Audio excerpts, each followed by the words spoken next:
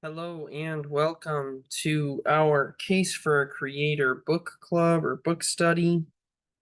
Today, we're going to be going through the objections to what we have been covering the last couple of weeks. So, the last couple of weeks, we have been discussing, to quote Shirley Jackson, Journey's End and Lover's Meeting.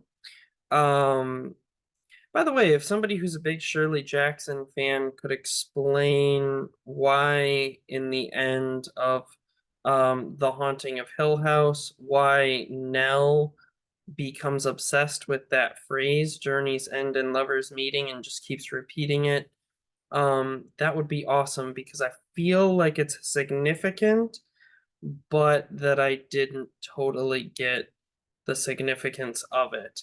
Um, so anyway, Journey's End and Lovers Meeting. In this case, those lovers are religion and science. And a lot of people will say, but science and religion are enemies, not lovers. Well, go back and watch the last two sessions, and you'll see that that is not true at all. That in fact, faith and science are lovers, and our journey, in this case, our journey begins with lovers meeting. And so we've been seeing how science points to God and to the things of faith. However, today I want to answer some objections. I'm going to answer those presented in the book itself, and I'm also going to answer any that have been brought forth by viewers who have seen this. And if you have any objections that don't get answered in the show, please feel free. And you've seen those first two. If you've seen the last two sessions and you still have objections that haven't been met in this episode, then go into the comments, share your objections so that I can do a video on your objection. However, I'm going to warn you right now, if you haven't seen the first two or I shouldn't say first two episodes in this series, but if you haven't seen the last 2 weeks of our materials, and you go in the comments and you put objections that have already been answered in our faith and science, in our last two faith and science meets episodes, then I'm not going to answer your objections. I'm just going to link you those particular shows so that you can watch them yourself. And then if you have further objections, you can share them. But I'm not going to keep going over the same things over and over again when I've already covered it.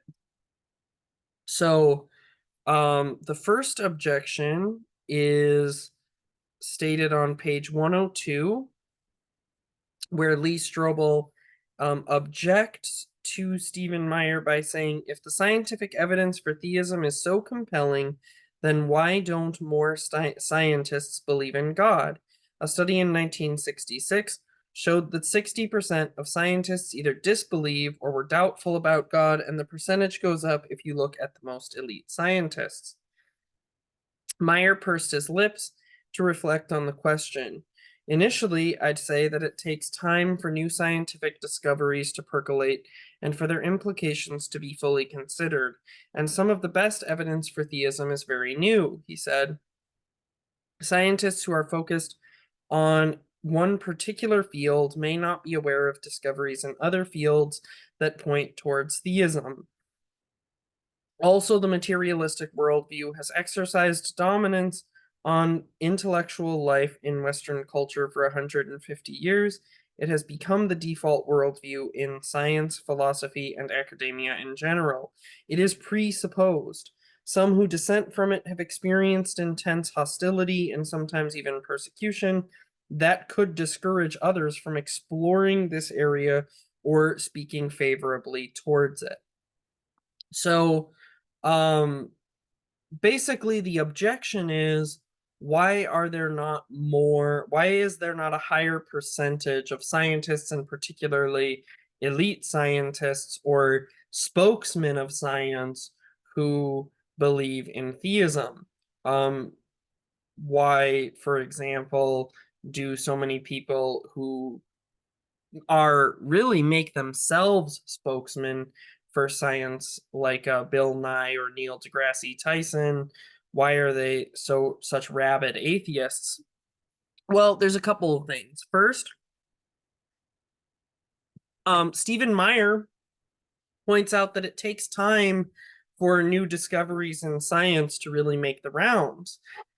And this answer does seem plausible, especially since there have been more recent surveys than 1966. And in a lot of those more recent surveys, well, it's not like all scientists have converted to Christianity. We do seem to be doing better in the scientific community than we were in 1966. So the numbers do improve.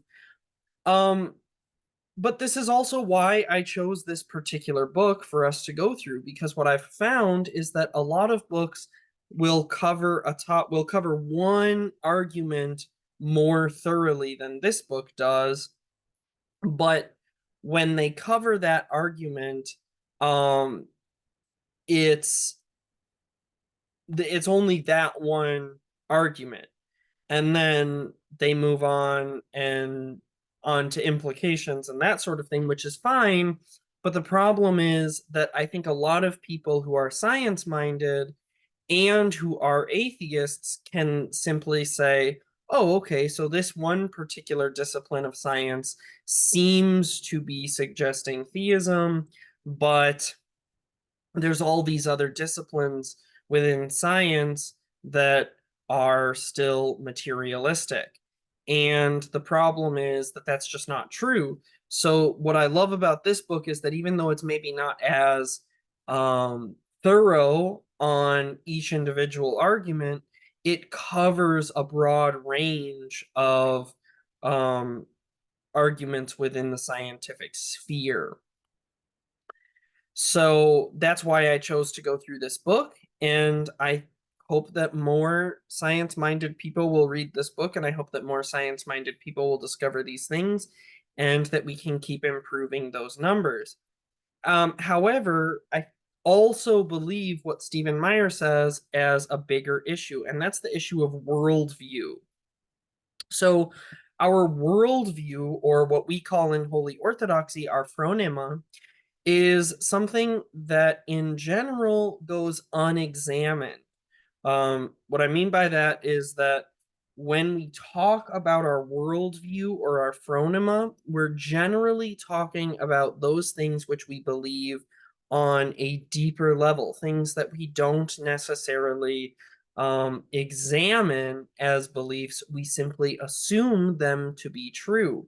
So, an example of worldview, where an example of a faulty worldview that is oft repeated is anytime you watch shows about the paranormal or documentaries or I don't know, even the goofy ghost hunting shows, anytime you watch these things, even the people who believe in the existence of the paranormal will often say the following line: there is no, quote, rational, end quote, explanation for what has happened. Well, why is that statement problematic? Because that statement assumes that only scientific or physical explanations are in fact rational. But that is precisely an assumption. It is precisely something that you are, in some sense, eisegeting from the facts. You have to read that worldview back into the facts of the case. If the facts of the case seem to suggest the paranormal, then I believe that you are actually being illogical and irrational by denying the possibility up front that there is a paranormal or supernatural explanation. That's not to say that you must then accept the paranormal or supernatural explanation, but I'm saying that it should be on the table as a rational explanation if that seems to be where the evidence is pointing. And on the flip side, other possible explanations should also be examined. So, for example, in the case of the Enfield poltergeist, um, the paranormal investigators in that case did not limit themselves to paranormal explanations. They examined the case from different angles, but they also didn't limit themselves only to physical or naturalistic explanations. They were open minded. And that, I believe, is virtuous. We should be open to the possibility of the paranormal and open to the possibility of scientific explanations. But by saying that there is no quote unquote rational explanation, we belie an assumption. And that assumption, I believe, is thoroughly unhelpful. So that's just one example of what I'm talking about. But my point is that these are worldview issues. These are issues that go deeper than the examination of the facts. And within the scientific community and within the academic community at large, the dominant worldview is materialism, which means that when people in those disciplines, in academic disciplines, examine a text or a set of rocks or a geological feature or fossils or anything else, they're examining it through the lens of their materialism because their materialism has not been examined. So they assume materialistic explanations. And if things seem to suggest an explanation that doesn't fit within that category, then they do the same mistake I was just talking about and assume that it is irrational because the default position for so long has been the material explanation. So, worldviews take time to develop and also often develop even when we're very young. And so, because they take time to develop, and we develop them usually when we're very young, they often go without examination. I'm reminded of the La Bourgeois Gentilhomme, who said, "I've been speaking prose all my life without being aware of it." Uh, in some sense, when we have a worldview that goes unexamined, we have to first examine that worldview in order to know about it. And this isn't just true of secular people, it's true of Christians as well. I remember a few years ago, a young man that I was, I guess you could say friends with, or maybe you could say that I was kind of counseling him, even though I wasn't a formal counselor yet. But I was working with him in various ways to and helping him. And he was very much into dispensationalism, but he didn't know that term. In other words, he was a very firm believer in what's called a pre-tribulation rapture. He believed that the second coming of Christ would not be as the scripture teaches, where from one end of heaven to the other all people see it.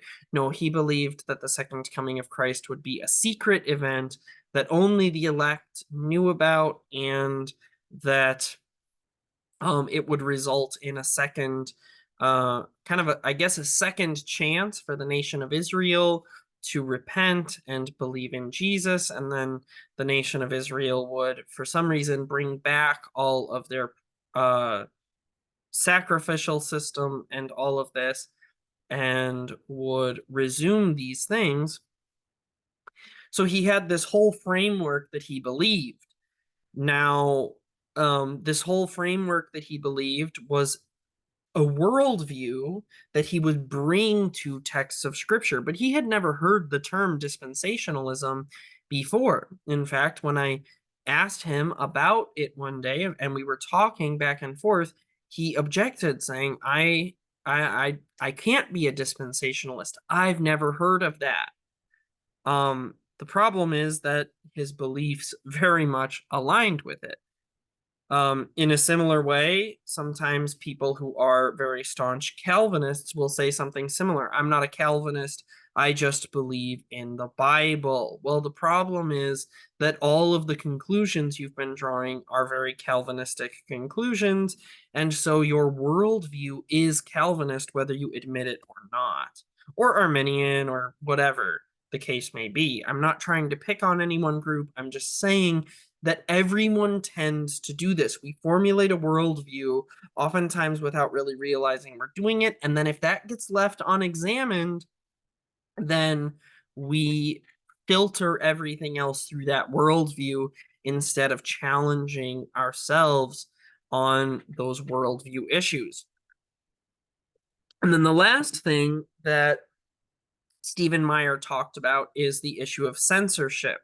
There are people within the scientific community who encourage everyone to have a uniform perspective, and that uniform perspective is secular materialism. And so because of that, there are people who have suffered persecution, even the loss of their jobs, over these issues. And this is why Bart Ehrman, when Bart Ehrman tried to borrow C.S. Lewis's language of being dragged kicking and screaming, Randy Alcorn called him out on it and pointed out that the difference between C.S. Lewis is that C.S. Lewis chose what was an academically unpopular position to defend, risked his career, risked his standing with the university by defending the positions he held to. Bart Ehrman did the exact opposite. He accepted the exact position that was popular among his peers, risks nothing, and in fact had nothing to lose but everything to gain by his changing of sides, so to speak. It only takes courage to go against the grain. It takes zero courage at all to be a Bart Ehrman. It takes all the courage in the world to be a C.S. Lewis. Because it takes no courage to go with the flow and to believe whatever your peers believe and whatever will make you more popular and make you more money. That doesn't require courage to do. And it doesn't require any courage to say and do things that you know will be celebrated by the secular world. It only takes courage to say and do things that have a good likelihood of getting you censored. And to be honest, I've even experienced some degree of censorship in, comments on social media, where or even getting things reported on social media. And because the position that, say, certain interest groups like that are running Facebook and things, because they believe that I'm wrong about these things, instead of allowing the discussion to be had, they tend to shut the discussion down, and that's unfortunate. And Rex Sandage has actually confirmed this on page 103. Rex Sandage once told a reporter that the scientific community is so scornful of faith that there is a reluctance to reveal yourself as a believer. The opprobrium is so severe. In other words, there's a backlash if you do speak out. And that makes it difficult because if you know you're going to be censored, if you know you're going to be made fun of, if you know that people are going to speak ill of you and you might even lose your job, it's much more difficult to speak out. Like I said, I struggle with this on social media because I discuss apologetics topics on this show. I discuss theology on this YouTube channel, and sometimes I discuss things that are not really popular, and I want to be able to share them with a broad range of people. But I know that that increases the likelihood that I'll get reported. And honestly, in general, I've found that, you know, once you get reported, it kind of shuts down dialogue, obviously, for obvious reasons, because Facebook will just take down your posts.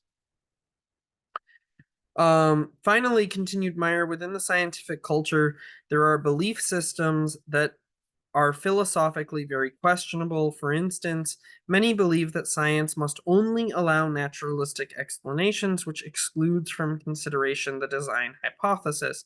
Many scientists put blinders on, refusing to acknowledge the evidence, and a kind of groupthink develops. So, unwillingness to examine science is not science. Unwillingness to examine all of the evidence is not science. Um, I already talked about the rational explanation thing. I'm not going to repeat all that, but one thing I will say is that remember, those of you who've been following this channel for a while, when I did our um, Soul After Death book club, I examined a wide range of evidence. I examined evidence from within Christianity. I examined evidence from outside of Christianity. I examined evidence from other religions and from people who had no religious belief or affiliation. I examined near death experiences, after death experiences. I examined astral projection, all sorts of things that my own church condemns as sinful, but I examined the evidence that they talk about, because you can't just examine evidence favorable to your position. You have to examine all of the evidence and then come to a rational conclusion, a truly rational conclusion. That's how you gain true knowledge. And that should be what we're doing in science and philosophy. But instead, very often, people put blinders on and they're not willing to examine all of the evidence. They're only willing to examine that which already aligns with their position. So we can overcome, we can choose to take off the blindfold and break free from this cage that we have put ourselves in. And the first step in that is by accepting that God may be the rational explanation you're looking for.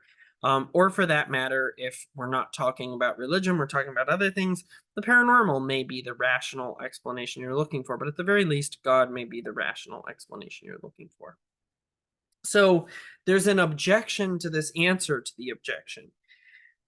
And that is what was presented by Michael Shermer, who points out that most people in the intelligent design movement are Christians. So he kind of turns this answer to our.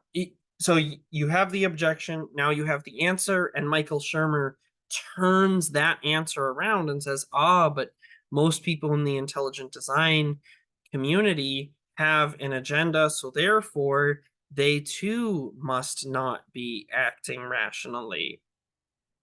And essentially, my answer to that is very much in line with what is his name? Meyer, with Meyer's answer to that. And that answer is that there is no one who is a tabula rasa. And this is why there's actually an entire discipline of apologetics called presuppositionalism. I don't consider myself a presuppositionalist, but I do think that one thing that presuppositionalists get very right is the fact that they acknowledge that no one is a tabula rasa. Everyone has presuppositions, everyone has a worldview, and we have to go down to the level of examining that worldview in order to ensure that we're coming to rational conclusions. Um, Meyer says every scientist has a motive. The validity of scientific theories, a case in court, or an argument in philosophy, you have to respond to the evidence or argument that's being offered, regardless of who offers it or why. If every person in the intelligent design movement were a fundamentalist who attends Baptist Bible Church, it wouldn't matter. Their arguments have to be weighed on their own merits. So his argument is very true. We are all motivated by something. We all have internal motivations. R.C. Sproul said that every honest atheist needs to start by admitting that he doesn't want the evidence to point to God.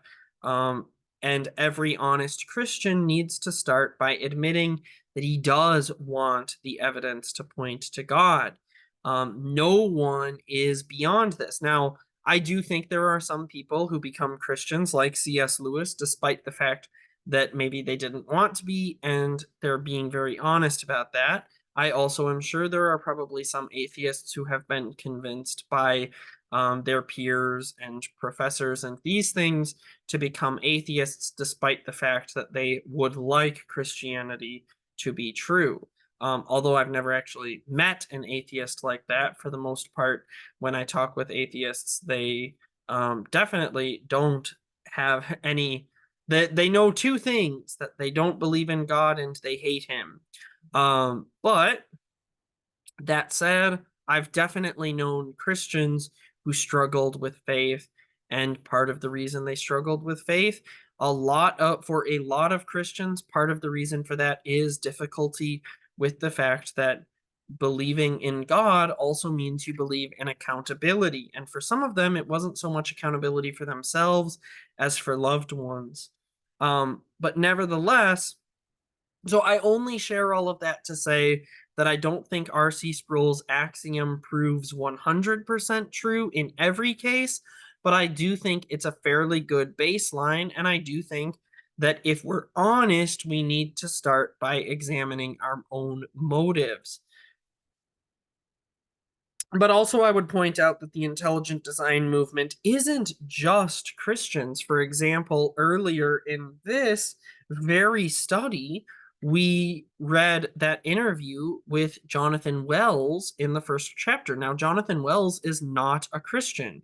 He belongs to a group called Eastern Lightning, which is not a Christian church by any stretch of the imagination. It is a cult that it holds some beliefs in common with Christians and seems to suggest some kind of place for Jesus, also believes in reincarnation and all kinds of other non-Christian concepts, and even believes that Jesus has been reincarnated as a woman who lives in China. In other words, there is nothing Christian about this cult, and yet here we cited Jonathan Wells and we discussed Jonathan Wells's case for his beliefs. And we discussed his case for intelligent design.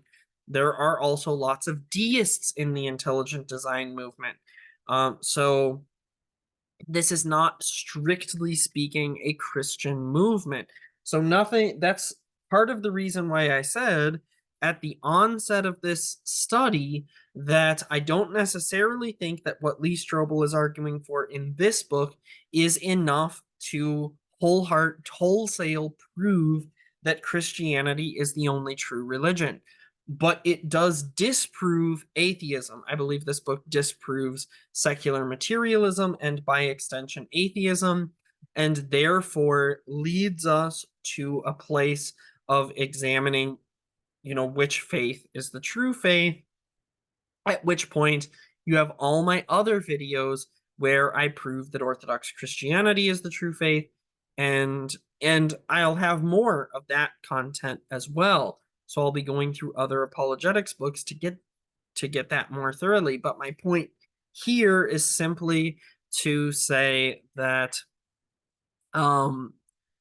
you can't say that, well, all intelligent design people are Christians, therefore it's not a valid movement. No, there's lots of people who aren't Christians who are arguing that this is a more consistent worldview and a more honest way of examining the evidence than secular materialism is.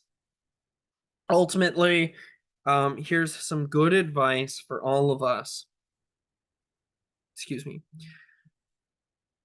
Besides, look at it this way. If a scientist becomes persuaded by the evidence that theism is true and thus becomes a follower of God, should he or she then be disqualified from doing science in that area? Of course not. Let's get beyond this side issue and let the evidence speak for itself. Is design the best argument or not? So, like I said, let's just examine all the evidence. That's what I've been trying to do in this series, and that's exactly why I keep harping on this issue of rational explanation nonsense, because I believe we should examine all of the evidence and go where it leads. Okay.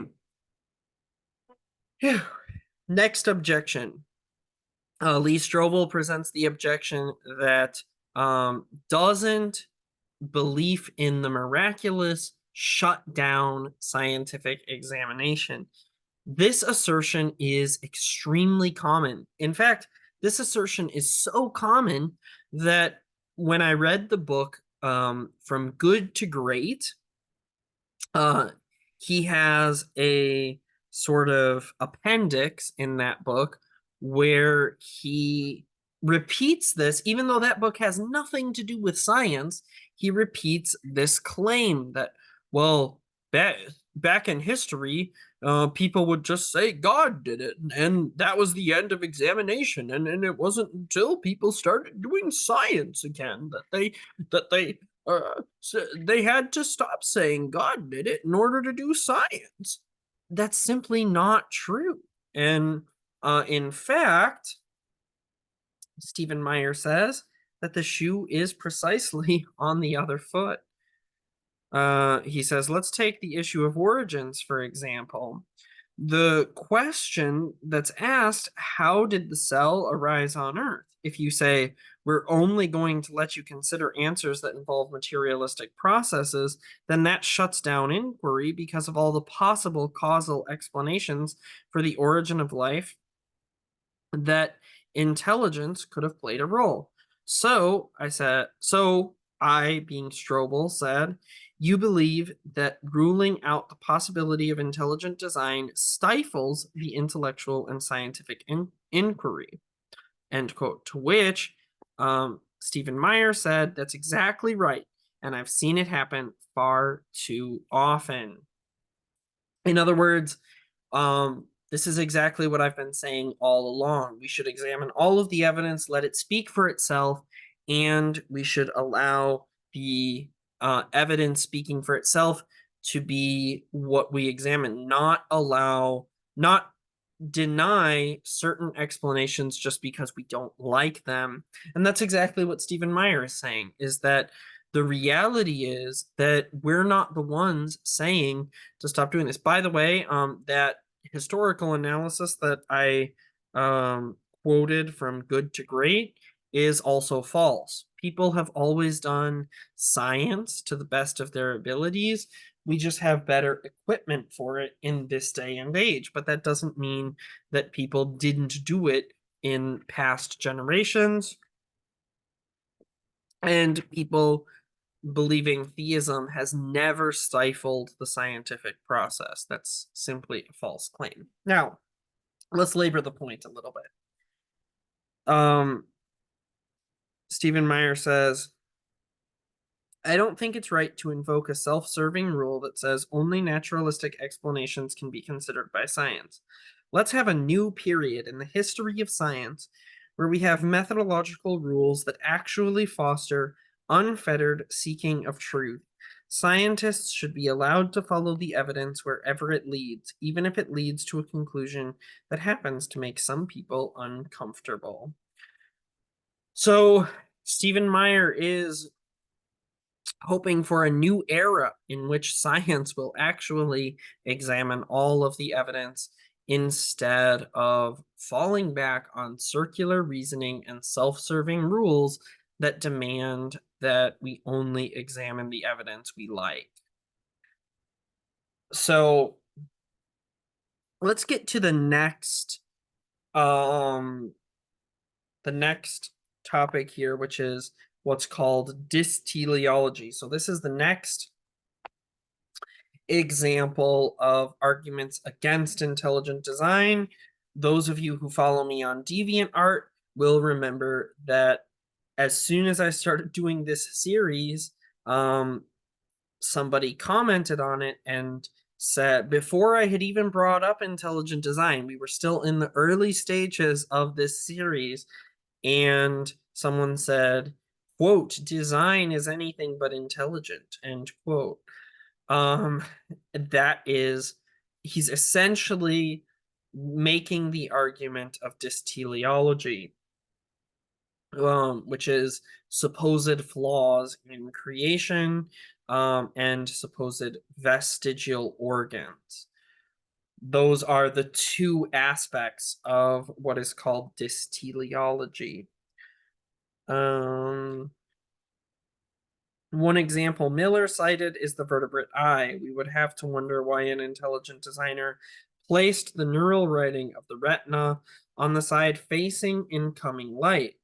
This arrangement scatters the light, making our vision less detailed than it might be, and even produces a blind spot at the point that the wiring is pulled through the light-sensitive retina to produce the optic nerve that carries visual images to the brain.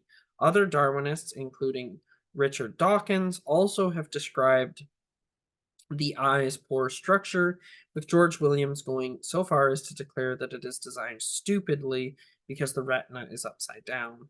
This seems to be a compelling counter-argument to intelligent design. If there is a designer, I said to Meyer, doesn't the botched eye design prove he's not really that intelligent? So, dysteleology, are there all these flaws in creation? And if there are all these flaws, does it disprove that there is, in fact, a God who created the universe? Well, let's start by examining this presupposition a bit. Stephen Meyer pounced on the issue. Quote, there's an important physiological reason as to why the retina has to be inverted in the eye, end quote. So he goes on, quote, within the overall design of the system, it's a trade-off that allows the eye to process a vast amount of oxygen that it needs in vertebrates. Yes, this creates a blind spot, but that's not a problem because people have two eyes and the two blind spots don't overlap. Actually, the eye is an incredible design, end quote. So, taken as a whole, the eye is actually an example of amazing design, and there are these trade-offs, but they're compensated for by other aspects of the design. So the design is not bad. Keeping our eye on the prize, on page 106, Meyer continues. In fact, biologist George Ayub wrote an article to refute the claim that the eye was badly designed. And then Lee Strobel glances at the article, which says, the vertebrate retina provides an excellent example of functional, though non-intuitive design. The design of the retina is responsible for its high acuity and sensitivity. It is simply untrue that the retina is demonstrably suboptimal, nor is it easy to conceive how it might be modified without significantly decreasing its function. Feeling a little chagrined, I put down the article. Okay, I conceded. Maybe that's not a good example of dysteleology, but there are others. Meyer interrupted. Don't move too quickly, he said. There's a good lesson here. People make a lot of claims about bad biological design, but sometimes the entire picture is changed when you hear the rest of the story. For instance, people claim a design is bad because they look at only one parameter and claim it could have been better. However, and as all engineers know, all designs require optimizing a whole suite of parameters, and so trade-offs are inevitable to create the best overall result. So the eye is not suboptimal in its design, but rather is perfectly designed by God. The lesson is that we're often too quick to explain away design. We try to assert that, oh, it could be better, or, oh, this other animal has better eyesight than we do. But we don't take in the big picture. We sometimes either fail to see small details because we're missing the forest for the trees, or we miss the trees for the forest. One of those two things. A good example is the laptop. Stephen Meyer explains. He gestured towards the Apple computer in the open briefcase at my feet. One illustration that I sometimes give is a laptop. You could look at the screen and say, that's a bad design, it should have been bigger. Or you could look at the memory and say, that's a bad design, it could have had a larger capacity. Or you could look at the keyboard and say, bad design, it should be easier to use. But the engineer isn't supposed to be creating the best screen, the best memory, or the best keyboard. He's supposed to be producing the best computer that can be given at a certain size, weight, and price and portability. So could the screen be bigger? Yes, but then it would be less portable. Could the computer have more memory? Sure, but then the cost would be higher. So there are inevitable trade-offs and compromises. Each individual part may be criticized for being suboptimal, but that's not the issue. The real issue is how well the laptop functions. And that's how good engineering works. That explains most of the examples of supposed dysteleology. So you have to take the system as a whole. And by the way, this also explains the issue of so-called vestigial organs. Um, More recent discoveries have shown that the so-called vestigial organs aren't so vestigial after all. In fact, they are. It's simply a matter of the fact that the amazing design compensates when we lose these things. A good example is the appendix. For when I was in school, I was taught that the appendix is a vestigial organ and we don't need it anymore. And it's totally irrelevant, and it proves evolution because some evolutionary ancestor must have needed the appendix, but now it's just an extra. It has no function at all in the human body. We now know that that's not true. The appendix actually does have a function within our immunity system. It's just that if you remove the appendix, the liver compensates for that function. So we're designed so amazingly that we have I don't want to say duplicates because the liver does more than the appendix, but the liver will compensate for what the appendix doesn't do. Um, and this is true of all of these so-called vestigial organs. It's not that they're vestigial, it's not that they don't serve a purpose. It's that either there's compensation for their purpose through other things that God has given us, or other, um, or our bodies compensate in different ways. There's also another example of supposed bad design is the panda thumb. So, well, that did make sense. It didn't answer everything. You'll have to admit, I said, there are other illustrations of dysteleology that are more difficult to explain away. End quote. And then Stephen Meyer replies, quote, I don't deny that. Some are just silly, others are more thoughtful and serious and require effort to think through. For example, Gould claimed that the panda thumb looks jerry-rigged and not designed. Well, experts on the panda say it's a pretty efficient way of scraping the bark off of bamboo.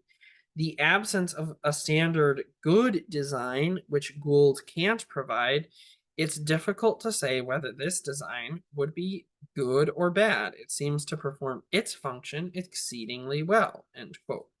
So, in other words, these designs aren't bad designs, they're good designs for a function. And this, by the way, also refutes the argument, the other side of this dysteleology argument, or perhaps a related argument, which is I've seen expressed something like this. The octopus has the ability to see a wider range of the color spectrum than we do, and the mantis shrimp has the ability to see a wider range of the color spectrum than we do. Additionally, octopi have eyes that don't have blind spots, and therefore their vision is supposedly better. Um, this argument has sometimes been made fun of by creationists as if God real, why octopus have good sight?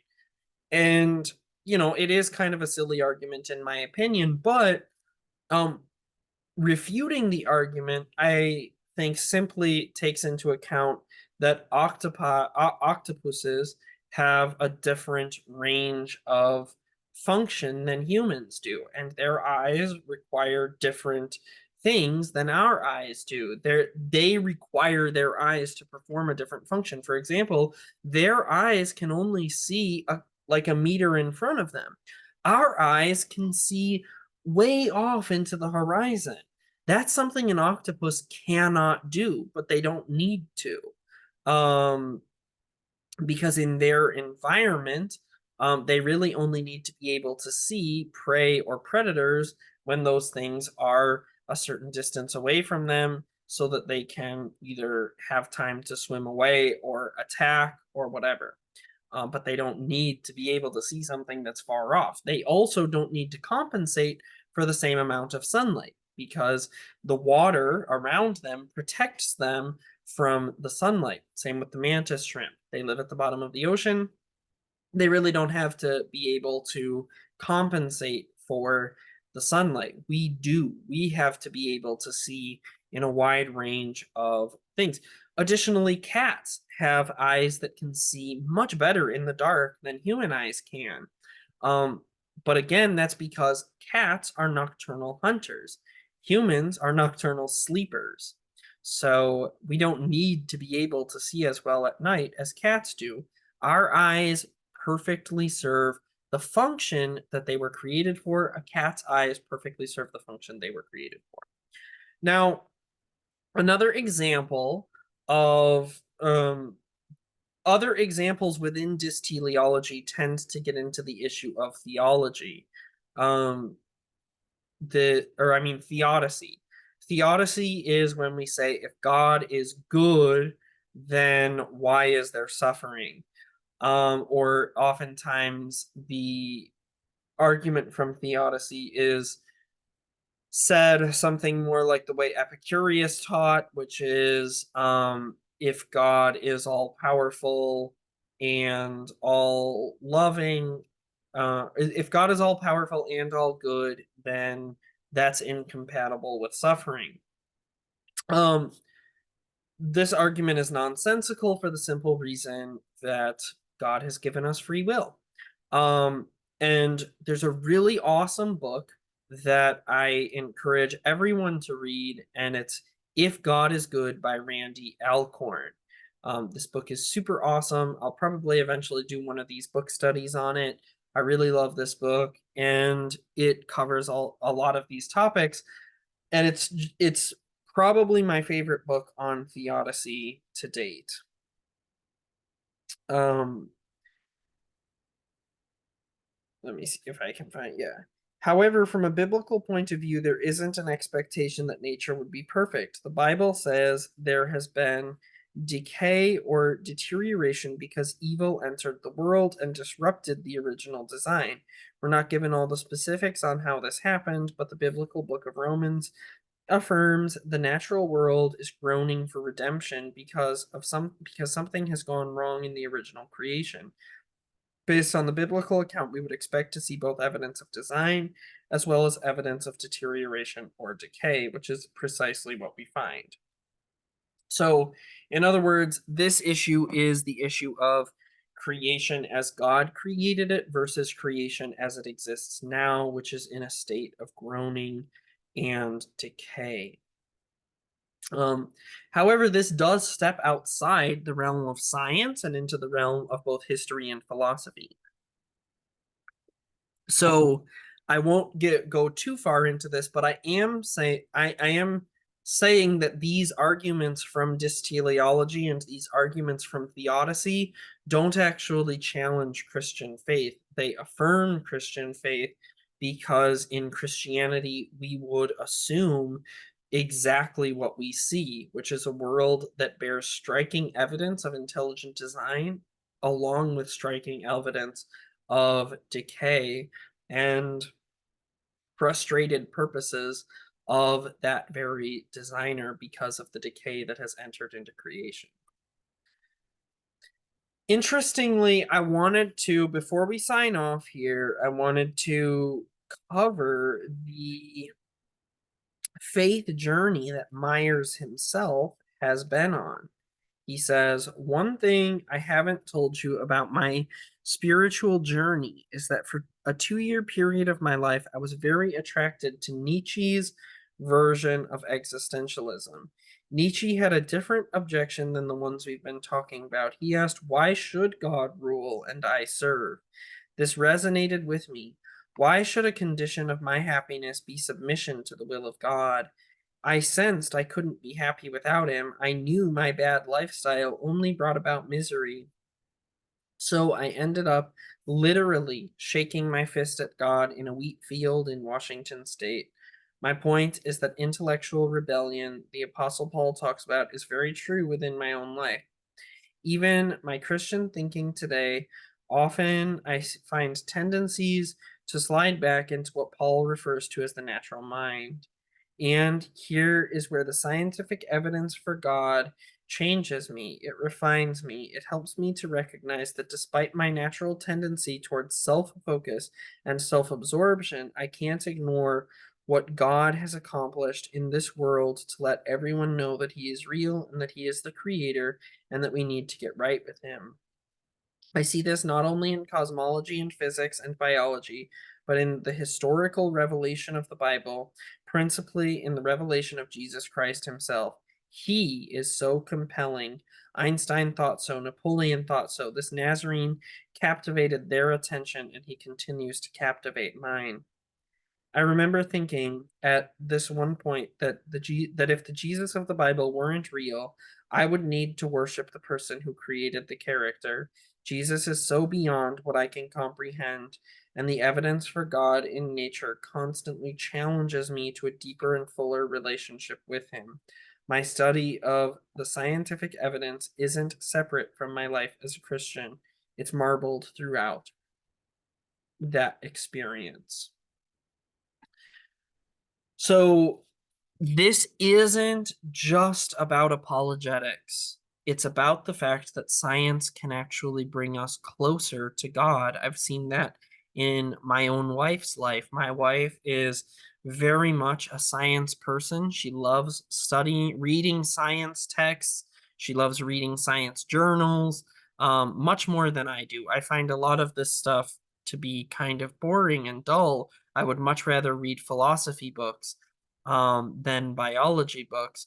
Cheryl is quite the opposite. She would much rather read a biology book. And I've seen how in her own life, um, her love of biology, first off, her love of biology and the sciences is so infectious because she makes these things so attractive to me. And second of all, I see how her love of science draws her closer to God, just like it does for Stephen Meyer, and just like it can for you and me.